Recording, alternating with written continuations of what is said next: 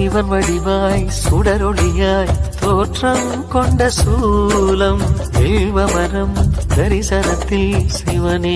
ஞான ரூபம் சிவனடியார் கனவினிலே சிவனே சொன்ன நீதி சிலை வடிவாய் பூதவரின் கோவில் வந்த சேதி